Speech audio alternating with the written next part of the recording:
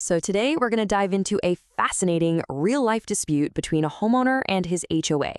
And the whole thing comes down to a single crucial deadline. It's really the perfect case study in why the fine print always, and I mean always, matters, whether you're building a simple deck or, in this case, a whole entire house. And really, it all boils down to this one crazy question. Can being just 5 days late on a denial letter actually mean an HOA accidentally gives the green light for a whole new building on someone's property? I mean, the stakes here are incredibly high, and the answer, as you'll see, hinges on a very, very specific interpretation of the rules. All right, so let's set the scene. Our story kicks off in Surprise, Arizona, in a community called Sycamore Estates. The main players are a homeowner named Joshua Waldvogel and, you guessed it, his community's homeowners association. So Mr. Waldvogel had this big project in mind. He wanted to build what's called a casita, basically a small secondary guest house, right there on his lot. And like you have to do, he submitted his architectural application to the HOA's architectural committee, the ARC, to get their approval. Seemed pretty straightforward at the time. Okay, and this is where the whole thing gets super interesting. This entire dispute, which, by the way, ended up in front of a judge, centers on one single powerful rule that was buried deep in the community's governing documents. And here it is, 60. That's the magic number. The HOA's own rules say that the architectural committee has exactly 60 days to either approve or deny an application. If they blow past that deadline, guess what? The application is automatically deemed approved. It's a protection for homeowners, right? So you're not left waiting forever. But as we're about to see, it's also a potentially massive loophole. Okay, so let's just walk through the timeline, the facts that nobody disagrees on. On September 15th, boom, the application goes in.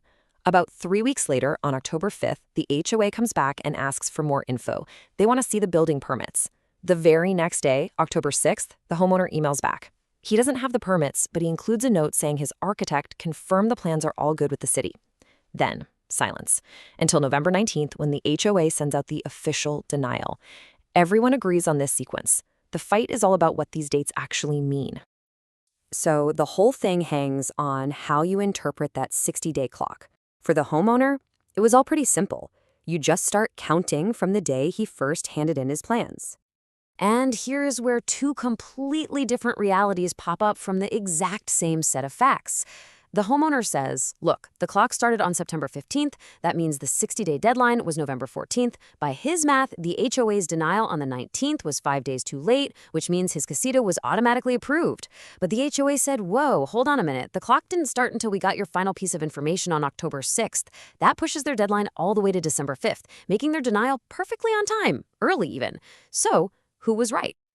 Well, the entire case, literally everything, hinged on one little detail.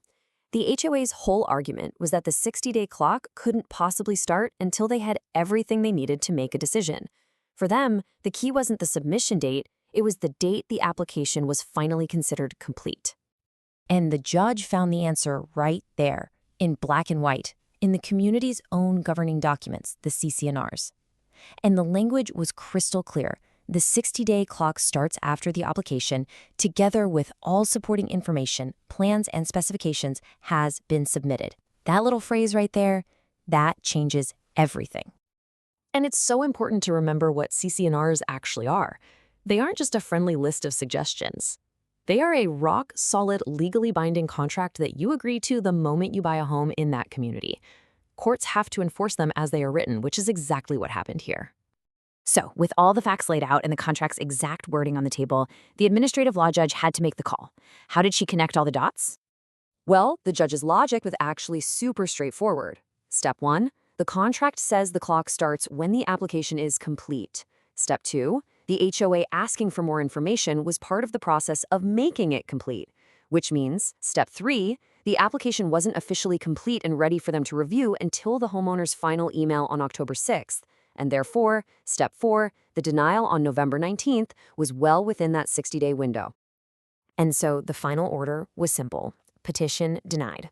The judge ruled that the HOA had followed its own rules to the letter, and its denial of the project was totally valid.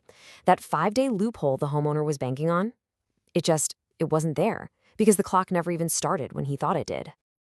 So, what does this specific case out in Arizona mean for the rest of us? Well, there are some huge takeaways here for pretty much anyone who lives in a community that has an HOA. So, let's boil it all down. What can we all learn from this? First, and I can't say this enough, those CCNRs are a real contract. You gotta read them. Second, look for those key definitions. Words like complete can be the single thing that decides a dispute. Third, understand that an HOA has every right to ask for more info. And finally, while those deemed approved rules are a great safety net, they only work if you have followed the procedure to the absolute letter. The burden is on you to provide a complete package. And that really brings us to our final thought. This whole case, which involved lawyers and judges and a lot of time and money, all came down to a few specific words in a document that every single homeowner in that community had access to. It really makes you stop and think, doesn't it? When was the last time you actually pulled out the rule book for your own property?